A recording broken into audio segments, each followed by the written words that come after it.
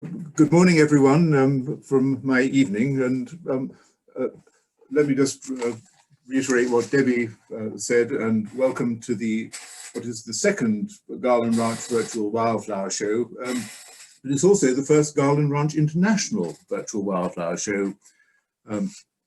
As she mentioned, Sharon and I, who moved back to England, and when Debbie asked if I'd be willing to give a presentation for the Wildflower Show, it seemed like a good opportunity for us to extend our horizons and celebrate the beauty and diversity of flowers, not only in Garland and in Monterey County, but also further afield. But let me just make a few general comments before I start.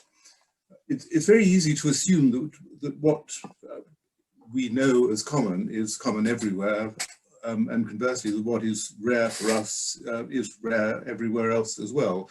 But this is almost completely false.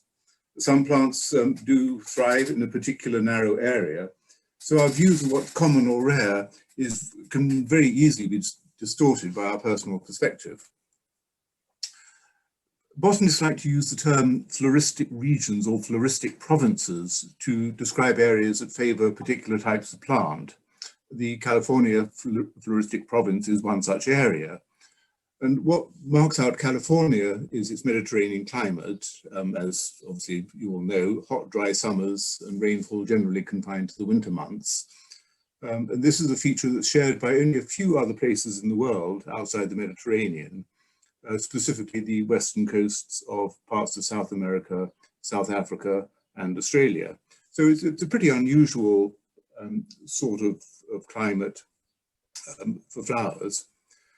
And as a result, California, well, I should say, as a result of this and also of its extraordinary and very diverse geography, California has a remarkable proportion of endemic plants, that is, plants not found anywhere else in the world. And I believe the proportion is something like 60% of the 3,500 species found in the California floristic province, so an extraordinarily high number. And Monterey County is also extraordinary, because it has about, well, over 2,300 different species. I use the term loosely, but it's about that, of which about 2/3 or 1,500 are native to California. That's about the same number of plants found in the whole of England, or the whole of the UK rather, which is about the size of the whole of California. As we go through the presentation, we'll see many beautiful plants that are found only in California. But fortunately, we'll see some beautiful ones that are found elsewhere. And one of the joys of traveling is, of course, to experience new things, and that's just as true of wildflowers as it is of everything else. So let's see what we can find. But first, I have to confess that there's one plant I don't miss, and you can probably guess which it is. It is our favorite poison oak, Toxicodendron diversilovum. I won't tell you anything about, or I'll tell you one thing about this, which is that the irritant in poison oak, as probably most of you know, is something called urushiol. And urushiol comes from a Japanese word, urushi. And urushi is also the name for Japanese lacquerware. And I discovered this morning, purely by chance, reading a book about Japanese ceramics, that actually Japanese lacquerware is made from urushi. And the urushi is derived from a tree they call the Japanese lacquer tree, which is another toxicodendron. So a very close relative of poison oak is used to create this absolutely exquisite Japanese lacquerware. So after that little digression, let's move on. And we'll move on to one of the most recognizable flowers found in Garland and the Monterey Peninsula, and that is the sticky monkey flower. And some of you may remember this as a mimulus. And then a few years ago, the botanists, bless their hearts, decided to split up the mimulus into three species, two main ones, Diplacus and Erythranthe. And the difference between these two is that the Diplacus have a pedicel which is shorter than the calyx lobe, so they're not quite sessile, but pretty short pedicels. And the spent flowers are persistent. They stay on the plant, and you'll see this on sticky monkey flower all over the place. Erythranthes, by contrast, have a long pedicel, longer than the calyx lobe, and the spent flowers are deciduous, they fall off the plant. And those of you who've hiked with Lynn Bomberger will remember she delights in sticking her finger on this little bit here, the two-lobed stigma, because when it's touched, the two lobes close up, and she always enjoy that. So let's move on to some other sticky monkey flowers. The first one is the one we've just seen, the ordinary sticky monkey flower. And next to it is the Santa Lucia sticky monkey flower that's found at slightly higher elevations, quite common in Monterey County. And if you go up to places like Chews Ridge, you'll see quite a lot of it. And you'll see that the lobes are split.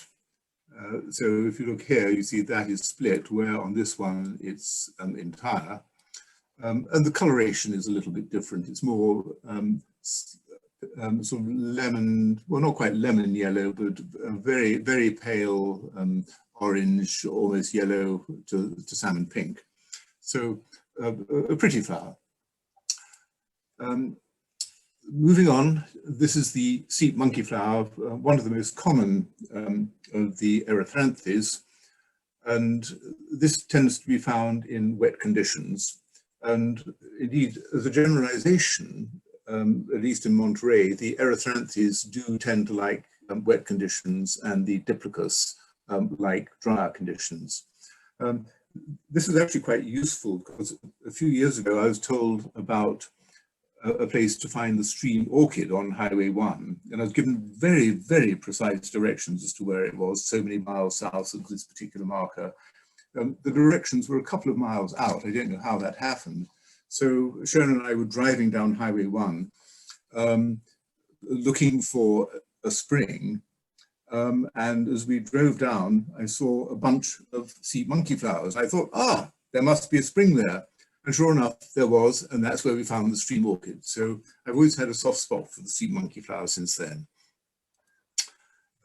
This one, the floriferous monkey flower, is quite similar, a little bit different shaped flower, certainly smaller than the sea monkey flower, but found in similar conditions. And this one is unmistakable. It's the only red monkey flower to be found in Monterey County. Again, long pedicels, wet conditions, immediately recognizable. I've seen this in Palo Corona, and I've seen it in Andrew Malera, never, as far as I remember, in Garland itself. So moving on to some different monkey flowers, Ratton's monkey flower.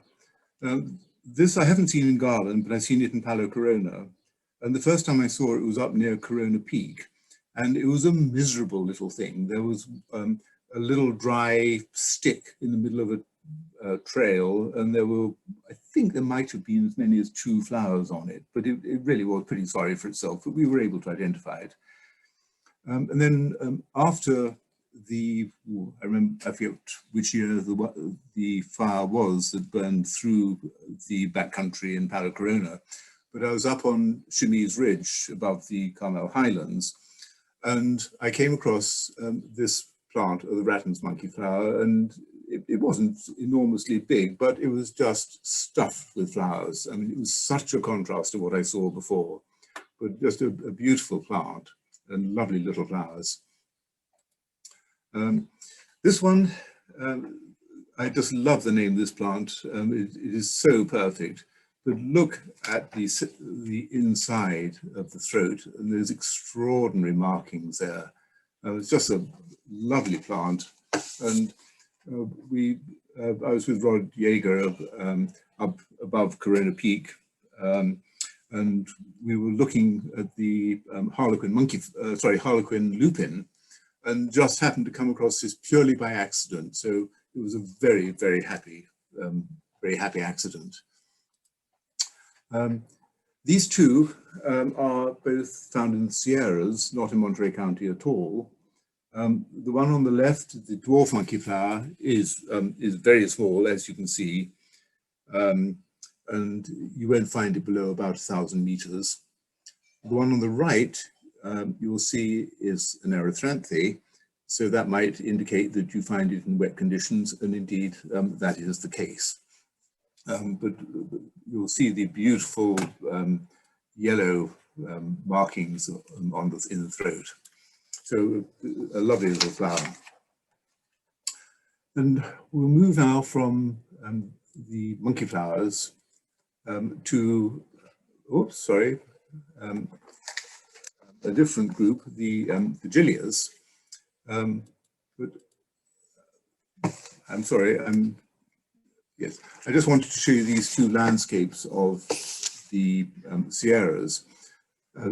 Lake Tahoe, just above Lake Tahoe, and you can see the very different sorts of habitats you got there. You know, a dry rocky slope, tons of lupin and some Asteraceae. And then here, not very far away at all, you've got very boggy, marshy conditions and a completely different set of flowers. So it's a great place to go and botanize. But one of the flowers we saw, and I seem to remember it was going up a trail that we called Mosquito Trail, because we got attacked by a huge number of extremely vicious mosquitoes to such a degree that we had to turn around and give up. I mean, it was that bad. But this is just a lovely plant. It's called a gilia. By the way, it is gilia, not gilia, because it's the species, or the genus rather, is named after an Italian gentleman called Filippo Luigi Gilii.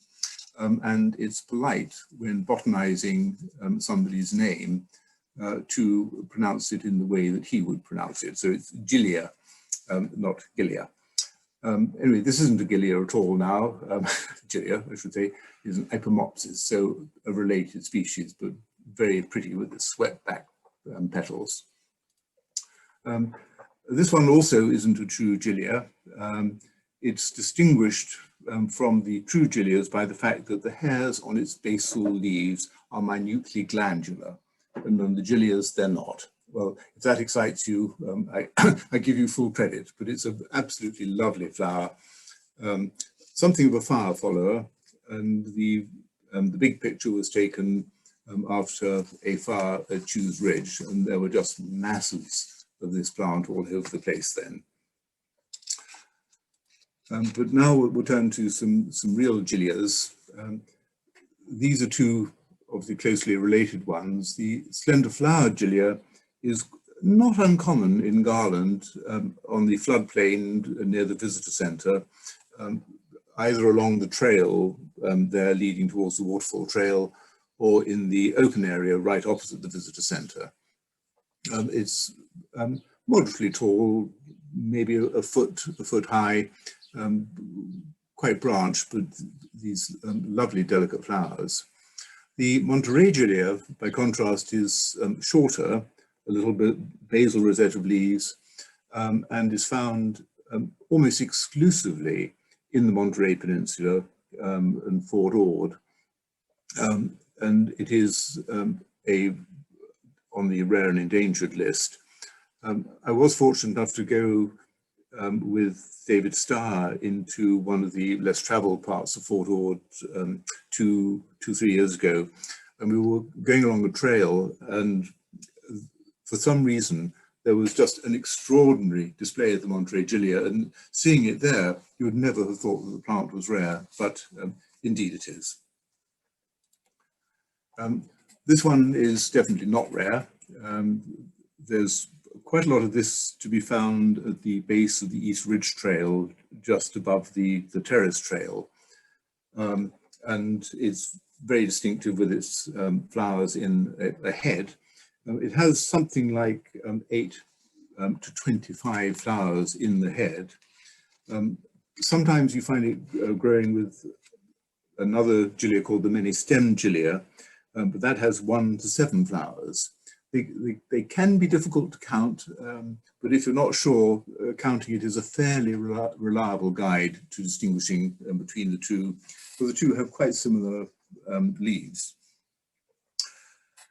Then a very different one, the chaparral gilia.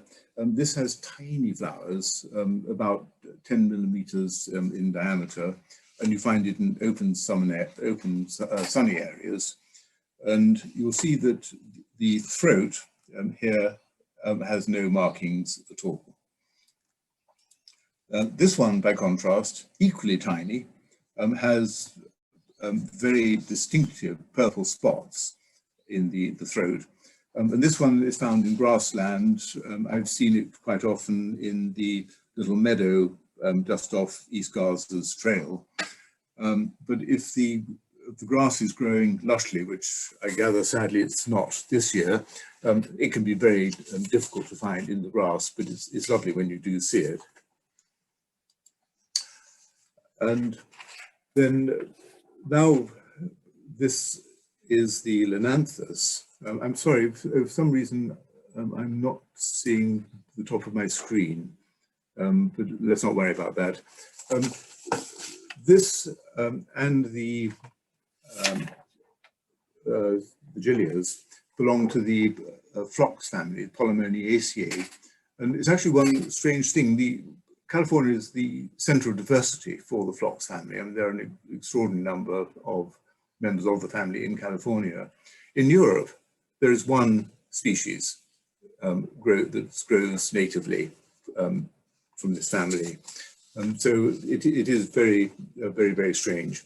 Anyway, here you've got the common or variable Linanthus on the left, and the throats of this flower, the one at the bottom left you can see are yellow. They're quite often very, very deep maroon, and sometimes they actually have a distinctive pattern.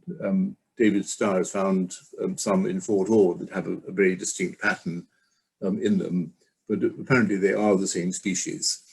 But you'll see in the top left-hand picture that you've got this very long, slender, what looks like a stem. It's actually the flower tube. So the base of the flower is actually down here, not up there.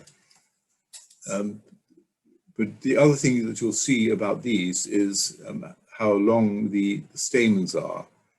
And you can see they're sticking out above the flower up there. But very pretty. You'll find a nice display of those on the terrace trail, just near the start of the terrace trail. The one next to it, the pygmy Linanthus, you won't find in Garland. You might find it in Fort Ord if you're lucky, or you'll find it further inland. It has quite long stems, almost like a sub-shrub, but very delicate stems and really tiny flowers. These are about 5 millimeters across. So you can see this picture is really quite heavily blown up, but it is absolutely lovely. A good reason for carrying your loupe with you so you can enjoy that. The one on the right, the large flowered Linanthus, you don't need to loupe at all. This one has large flowers, really beautiful ones. And you can see just from this one, some are white, some are very pale lavender. This is, surprisingly, is a very rare plant, and it's not found very far outside the sort of Garrapata, Carmel Highlands area. But there's some lovely displays in the back country of Palo Corona, which one day you'll hopefully be able to enjoy. And lastly, on this page, the flax-flowered Linanthus. This one's quite common in South County, not found in northern Monterey at all. But if you go down to the Indians, you'll find a ton of it. Very delicate lines on the petals and delicate plant, and it's there in large quantities. Just a lovely one. So staying with the phlox family, the whisker brush. I love this plant, and just beautiful flowers with their well, deep pink, an even deeper pink spot at the base of the petals, and the white throat, and then this very white hairy head on which the flowers are to be found. I've seen this, I think, if I remember rightly, in the high country or back country in Palacorona, but I've seen it mostly down in the Indians, and it's quite common down there, but well worth looking for. This one, on the other hand, is very common in Garland, and I'm sure you all know it, and it amply justifies its common name. You can smell it sometimes well before you see it. Not quite as prickly as it looks, but it's certainly pretty stinky. This one, the hollyleaf navritia, isn't stinky, but it is quite as prickly as it looks. And again, very common in Garland. You see it a lot along the trails, even in the floodplain. And this one here, the hooked navritia, you can sometimes confuse the two, but you shouldn't, because the leaves of the hollyleaf navritia follow a continuous curve. They start quite broad and then taper, but in a gentle curve. The hooked navritia, the tip is sharply angled from the rest of the brag, almost a right angle sometimes. And as you can see, it's even more unpleasant looking to touch than the hollyleaf navritia. But now on to something different. Another family, the evening primrose family, and the Clarkias are another genus where the center of diversity is in California, and indeed all Clarkias but one are native to California. If you have a question on Clarkias and you happen to know Brian Leneve, he is the man to ask, because he probably knows more about Clarkias than almost any other man alive. He is a true expert on them and enthusiast. This one, the Lewis's Clarkia, you might think that the Clarkia is named after William Clark of the Lewis and Clark expedition, and the Lewis is named after Meriwether Lewis. Well, you're half right. The Clarkia is named after William Clark, but the Lewis is somebody entirely different. This was taken in Garland, and as you will all know from Garland, this is very, very common indeed in Garland, and it grows just in huge quantities. Believe it or not, it is actually on the rare and endangered species because it isn't found outside northern Monterey or San Benito counties. So here's a close-up of it.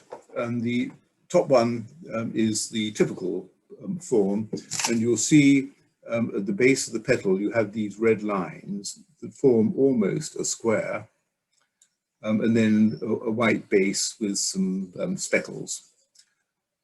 This one below it, you might think is the ruby chalice Clarkia, but it isn't. But the base is solid red, like this, very, very striking. But one thing you'll notice just below the flower is the bud, and the bud is nodding. And this is a diagnostic feature of some Clarkias. Some Clarkias have erect buds, some have nodding buds. This one has nodding buds. And here's the ruby chalice Clarkia, and you can see it has a deep pink base to the petals. You don't have a white base as you've got in the Lewis's Clarkia. You have erect buds, but the other thing that you'll notice, if you look carefully, is that in the Lewis's Clarkia, if you look here, you'll see that you've got some pinkish stamens, and you've got some dark ones with white anthers. So 4 of these stamens are quite long, relatively, and 4 of them are quite short, and they're different colors. In the ruby chalice Clarkia, all the stamens are the same appearance and the same size. So that's an absolutely certain way to distinguish the two if you're not sure. The ruby chalice Clarkia isn't nearly as common in our area as, well, I should say your area now, as the Lewis's Clarkia. Now here's another rare one. This one is really rare, the Holon Clarkia, and it is found for sure only around Holon. Quite similar to the Lewis's Clarkia, but without the red lines at the bottom. There are very slight differences in the seeds, but that's something for the real experts.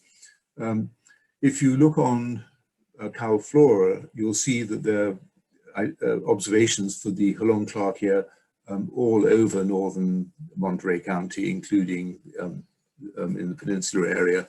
And I gather that most of those observations are probably incorrect and that it is truly very localized. Staying with Clarkias, here are two very common in Garland and quite widespread, both surprisingly the same species, indeed same subspecies, but two very, very different forms. The very deep maroon, which is the one I like to call the wine cup, and the paler one with the clear spots, which is obviously the four spot. And here's another one, very, very common indeed, the elegant Clarkia. The top picture is the normal sort of appearance with pinkish lavender petals and fairly deep red sepals here. This is the normal color, but it does come in some other colors, including pure white ones, which are rather striking when you come to see them. But, moving a little bit south, the chaparral Clarkia. This, you could think, well, you're looking at a four-spot Clarkia here, but there are a couple of differences. One is location. The chaparral Clarkia is found only in South County. You won't find it in the peninsula at all, as far as I know. The other, which is extremely difficult to determine if you go out into the field with your loop and your ruler, is the appearance of the ovary and the fruit. These are longer than those on the wine cup Clarkia and a little bit more slender, but you'd have to see the two together to be able to make much sense of that. But the location is a better guide. This one is also unusual. It's not rare or endangered, but it's uncommon. I've only ever seen this up on Chews Ridge. And the name Diamond Clarkia comes from this little sort of diamond-shaped bulge on the claw, the base of the petal. But it's a very pretty Clarkia when you can see it. This one, also fairly localized. South County, you'll see quite a bit of it down in the Indians, Fort Hunter Liggett, and it's very striking with its deep lavender petals with their strongly red base. So just a lovely one. And moving on now to a different family. This is the Phacelias, and the Phacelias belong to the borage family. They used to belong in a different family, the waterleaf family, and I believe there are some botanists who think they should actually go back there, but at the moment they're in the borage family with things like the popcorn flowers and fiddlenecks. But anyway, here's the stinging Phacelia, one of the most common ones in the peninsula, lots of it in Garland, lots of it in Point Lobos. It has sort of dirty white, almost translucent flowers. It has entire simple leaves. Leaves are actually one of the important features of Phacelia, because some Phacelias have simple leaves, some have with just a few lobes, and some are compound, almost pinnate in their form. And so sometimes the form of the leaf is a very important diagnostic feature. But anyway, from the dull to the glorious, the sticky Phacelia, I've seen this generally along the Arroyo Seco Road, And I was happily tasked with collecting this for the CNPS Wildflower Show, so I have found a number of places where it's to be found, and its color is absolutely amazing. It's almost impossible to reproduce in print. In fact, it is impossible to reproduce in print for technical reasons, but when you see it in real life, it is just amazing. I once collected a really beautiful specimen that must have had, I don't know, 50 flowers on it for the CNPS Wildflower Show. And as I collected, I thought, oh, best in show, this must be best in show. And when I set it out for the show, I was told, no, it couldn't be best in show because it had got best in show just a couple of years before. So they had to give it to something different. It was very irritating. Anyway, here are two other phacelias, the tansy leaf phacelia. This was actually photographed in California, but I did see it just the other day outside a house along the road from where my daughter lives, about 2 miles away from here, but it's more common in California. You'll notice the very long exerted stamens, very striking here, and this has very elaborate compound leaves. Down below, the Great Valley phacelia, that's found more commonly in South County and obviously east, given its name. A few years ago, Sharon and I were driving down Highway 25, just north of Highway 198, and there were fields that were literally blue. They were just full of this Great Valley phacelia. It was the most amazing sight. Here's a picture of just a small group of it, taken along Highway 25 with some monolopia in the middle. But when you see that in quantities, it really is just extraordinary. Anyway, that's not the end of the phacelias. This one is quite widespread. I think this particularly fine plant was on Pine Ridge Trail up near Chews Ridge. And there's a lot of it up there, and there's also a lot down at the Indians. And there, this form with very dark bluish purple petals with a white center is the dominant form. And I haven't got a photograph of it to show you here, but there's also a very, very much paler form, which is the one found in Fort Ord, and that is the very, very pale blue, so pale that it's almost white, but it is the same species. This one here, the short-lobed phacelia, I found first up in Chews Ridge following a fire, and indeed it is a fire follower. Beautiful little flowers. They can sometimes be slightly pinkish, and they're equally lovely then. A few years ago, after a burn in Fort Ord, there were literally acres upon acres of these phacelias, these short-lobed phacelias. It was just an amazing sight. Almost equally amazing is this one, which is another fire follower. And this again was taken up at Chews Ridge after a wildfire. And these petals, you can see, are really translucent. But when you see that in quantity, it is just an extraordinary sight. But I should spend a moment on the poppies.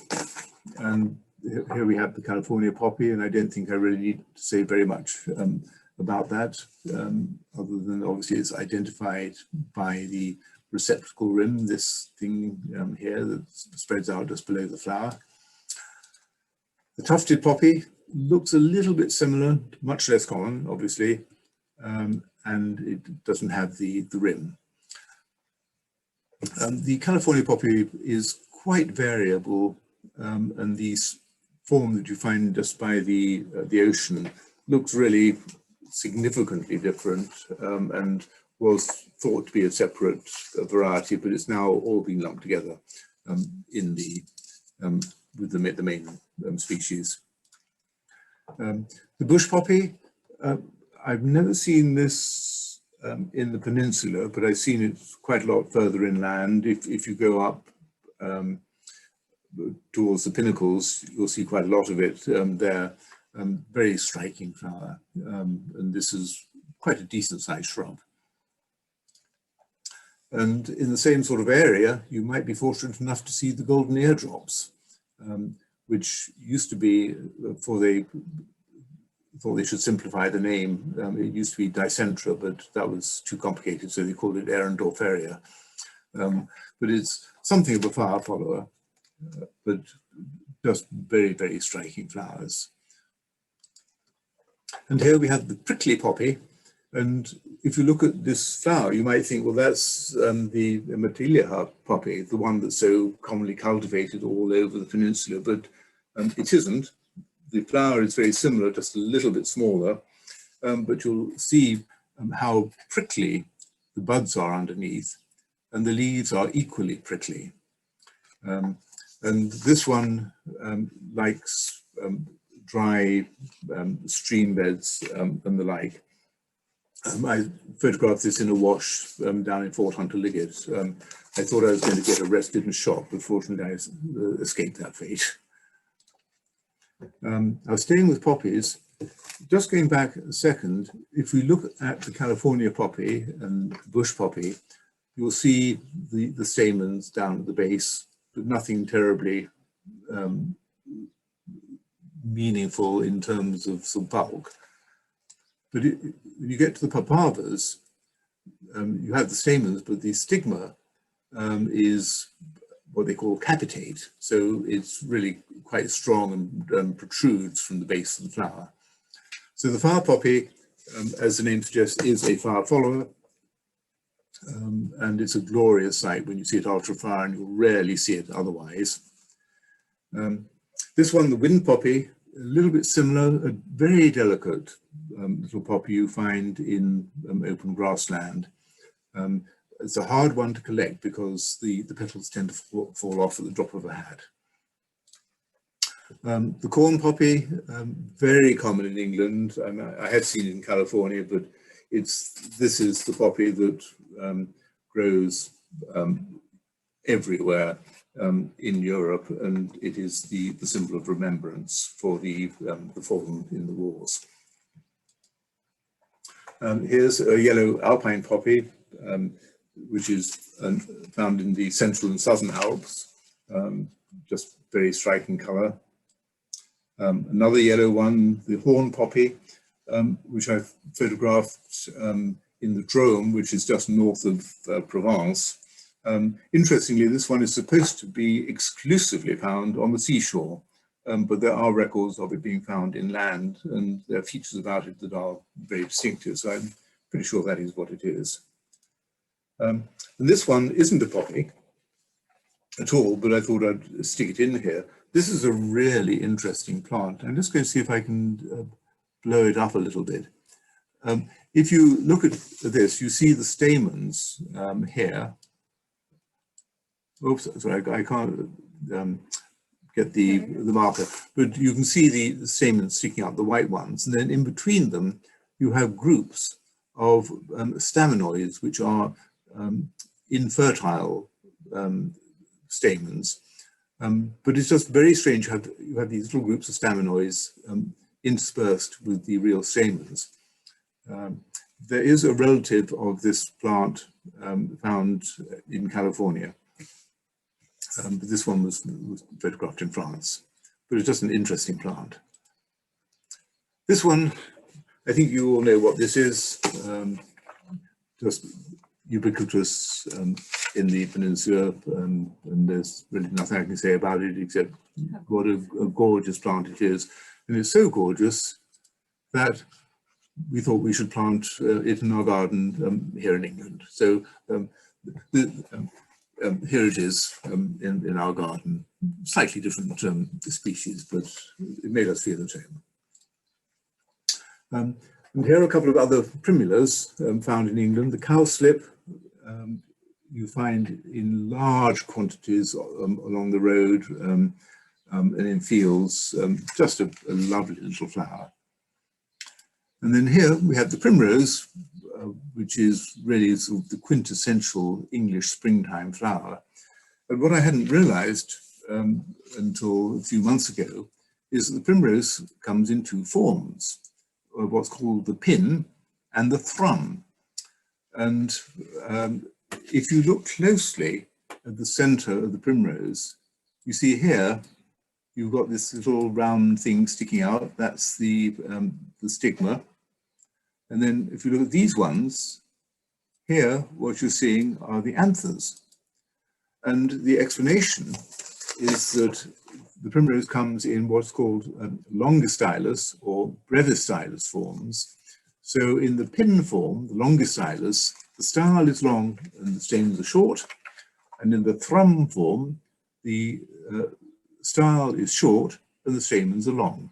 So it's just another way of preventing self-pollination in the plants. But it's just a lovely plant and unfortunately very, very common here. If you go to France, this is what you'll see in the summer, just fields full of sunflowers, just an absolutely amazing sight. Whenever we go to France, we drive down and we think, where are the sunflowers? Where are the sunflowers? And then suddenly we'll come across a field full of sunflowers and we'll be like, okay, we're in France now.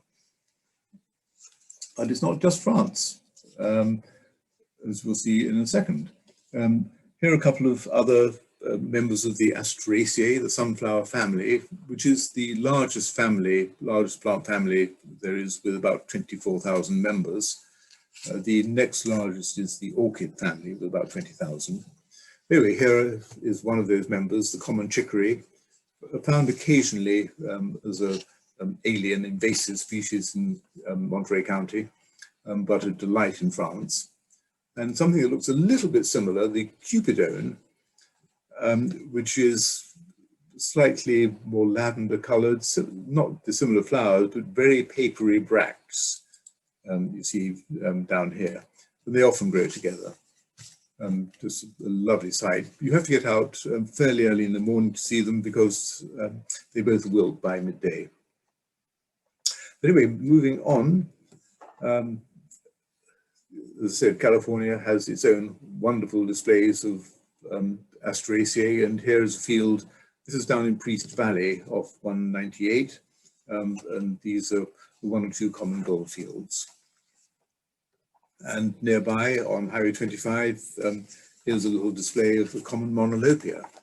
And if you are driving in the spring, a normal spring, and you see the hills are yellow, if it's a greenish yellow, it's probably mustard. If it's a golden yellow, it's probably gold fields. And if it's a bright lemon yellow, it's probably the common monolopia, this plant here.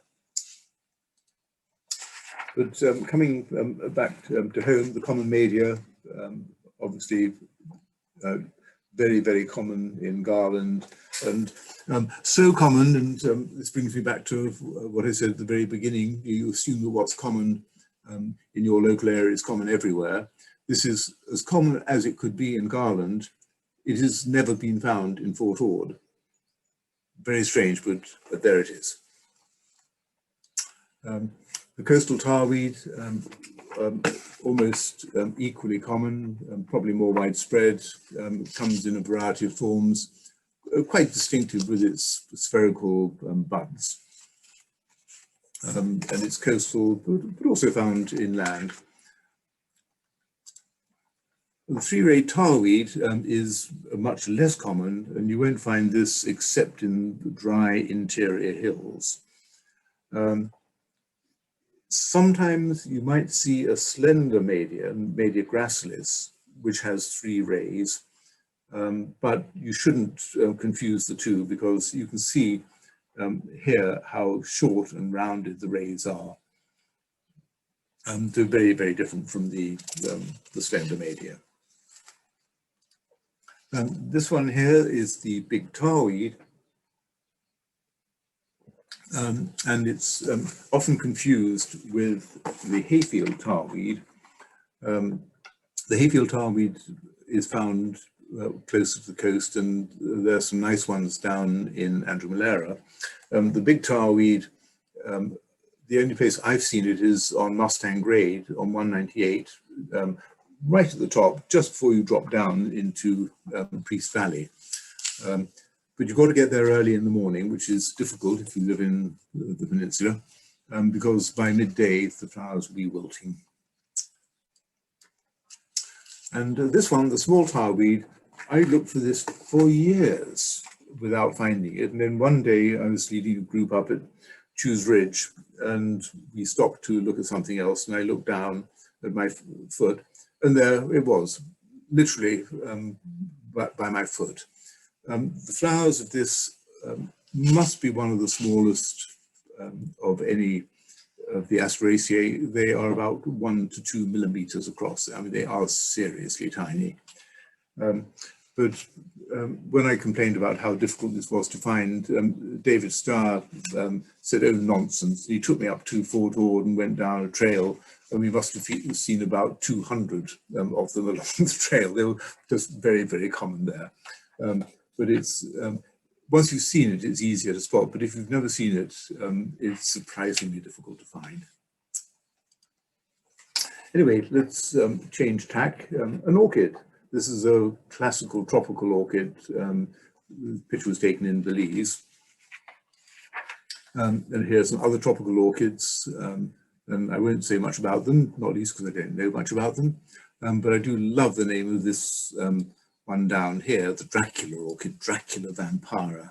It's just so appropriate. But orchids, one tends to think of them as being tropical, but they're not necessarily tropical. There are some glorious ones in France, and this is a picture of the Pyrenees. And in the Ariège, which is Pyrenean foothills, there's something like 60 different species of orchid. Here's one. This is a mountainous orchid, the heath-spotted orchid. The black vanilla orchid.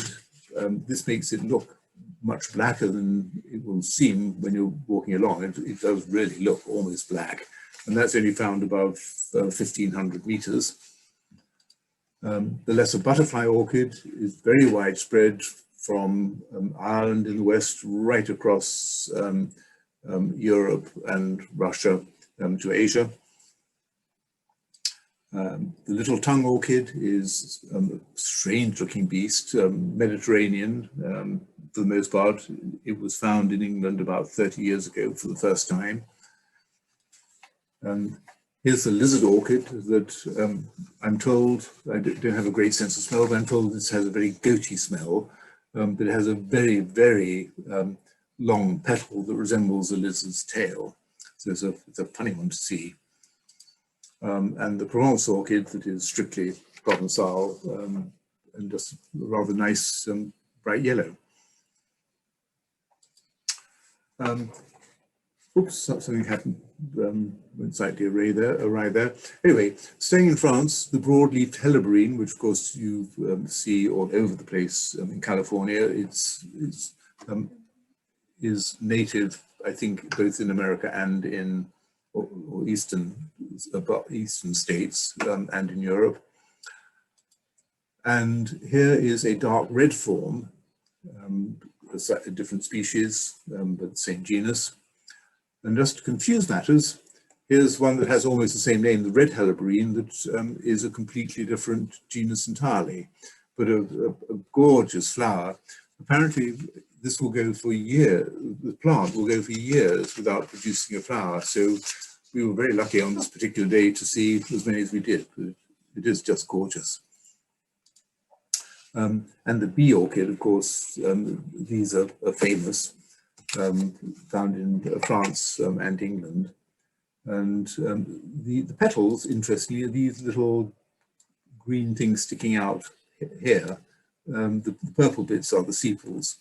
But the labellum, this lip, is supposed to resemble a female bee's rump, and so attracts the male bees to help pollinate the flower. So it's what botanists call sexually deceptive pollination. There must have been a simpler way to put that. Anyway, here is our same broadleaf helleborine photographed in Monterey. And here is the stream orchid, which is the same genus, but a much more striking flower. And this is the one that I found down on Highway 1 near the sea monkey flower. It's a beautiful flower if you can see it, but it's pretty hard to find. Next to it is the hooded lady's tresses, the Sparanthes, Roman Sophiana, very odd shape with the spiral head. And the hooded is a reference to the sepals and petals that are fused together. And the bottom lip apparently is supposed to resemble a violin. Why, I'm not sure, because nothing like any violin I've ever seen. But anyway, let's not worry about that. Oops, something seems to have gone slightly awry here, I'm sorry, in the ordering, but let's not worry, we'll take it from here. The top two, the spotted coral root, sorry, that should be striped coral root, the one on the top left, and the spotted coral root next to it. These are quite commonly found up in areas like 19 Marks, the redwood forests of Santa Cruz County. The spotted coral root, sorry, the striped coral root was not found in Monterey County at all until about 10 years ago when Joseph Narvaez, with very sharp eyes, spotted it near the back entrance to the mesa. And the spotted coral root, the one next to it, was only seen in California, sorry, in Garland, I should say, about 2 years ago, and it's actually in flower at the moment along the trail down to the waterfall in Khan Ranch. And you can see how it gets its name, but the one in Garland doesn't have the spots on the lip like that, but it is still the same species. And then next to it, you've got 4 rain orchids. The one on the bottom left, Yaden's rain orchid, of course, is named after Vern Yaden, who is truly knows more about Monterey flowers than anybody else alive. Michael's rain orchid here has nothing to do with me, I'm sorry to say, but is on the rare and endangered list, as is Yaden's rain orchid. The others are a little bit more common. But now I'll turn to gentians, and gentians is the reverse of the phlox family. There are gentians in California, and there's a range of them, but they're not terribly common.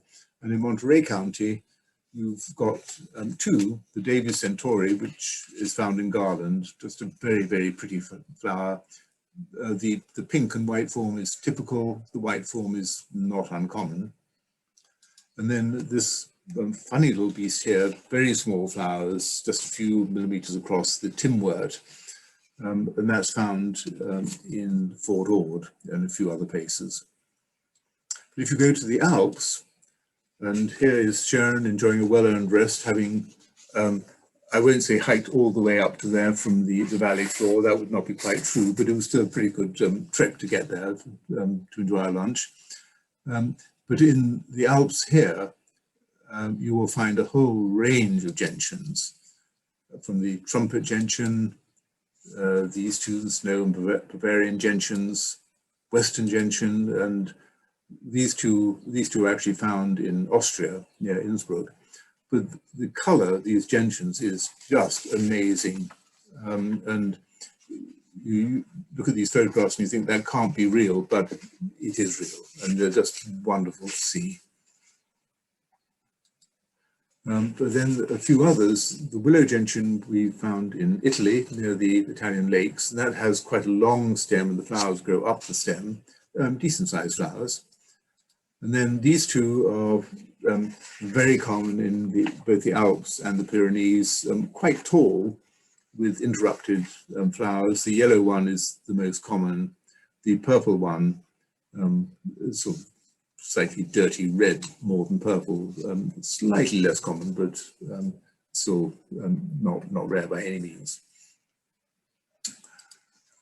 And now for some lilies, or I should say irises to start with. The Pyrenean iris, just a conventional flag iris, but a wonderfully intense blue color. And then here we have two asphodels. And the strange thing here is that although they look very similar and have similar growth habits and are found in similar environments, the flowers are actually entirely different if you look at the detail. And it won't surprise you to learn that they actually belong in two completely different and unrelated families.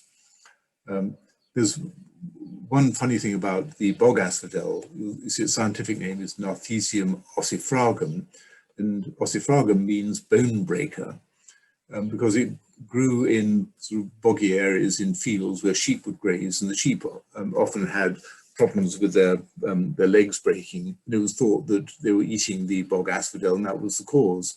Of course, it wasn't. The reality was the bog asphodel, like low calcium soils, and low calcium soils mean low calcium content in the grass, and so the sheep's bones were correspondingly weak. But that's how the bog asphodel gets its name. Now, lilies, here is the Vatican lily, very like the leopard lily found in California, but just a different color. This is the alpine form. And here is some Bruno's lily, just a very striking, pure white lily found also in the Alps. And this one's a little bit similar, but smaller flowers. But interestingly, it belongs in a different family. And I don't think I've got time to go into the different plant families, but this is the Agavoideae, which is the subfamily of the Asparagaceae. And you see agave, and it turns out that this plant is related to our friend the soap plant. And you can actually see a little bit of similarity in the flowers. So that was just a curious thing I figured out the other day. This is the Pyrenean lily, another like the Martin lily, only bright yellow. And this was just a typical Pyrenean day, a little bit overcast, but a beautiful flower. And this, of course, is the leopard lily, Lilium pardalinum, sometimes wrongly called the tiger lily, but that's a different species. And then the checker lily, and of course the white globe lily, the fairy lantern, both, particularly the white globe lily, very, very common in Garland. And then we come to the Mariposa lilies, and I'll just put all these up quickly because I can see I'm running out of time. The Leichlin's Mariposa lily is a Sierran one, just beautiful. The plain Mariposa lily and splendid Mariposa lily, I found these both up at Chews Ridge. They look a little bit similar, but if you look closely, you'll see that at the base of the petals of the plain Mariposa lily, you've got these very short hairs, whereas this one is just hairy all over. So they are actually very, very distinct. This one down here, the large flowered star tulip, is quite common in Fort Ord, and it's also found in Point Lobos. I've never seen it in Garland, but it's just a lovely one. That's on the rare and endangered list. The one on the bottom right, the pedants complain about, because Mariposa, of course, is Spanish for butterfly, so it's a tautologous name, is one of the most striking of all. Just absolutely gorgeous flower, very, very varied, but always spectacular. But lastly, the yellow Mariposa lily, which is our homegrown one in Garland, very common in Garland, itself is absolutely gorgeous. So we don't have to go very far afield to find things that are truly spectacular. And that really concludes the presentation, but I'd like to leave you with something that the famous poet T.S. Eliot wrote. And it was, "We shall not cease from exploration, and the end of all our exploring will be to arrive where we began, and to know the place for the first time. I'm sure he had something much more profound in mind than wildflowers. For those fortunate enough to live in Monterey County, it's certainly true that whatever floral delights you may find in your travels, and there are many, you'll have renewed appreciation for what you have on your doorstep when you return home. Thank you.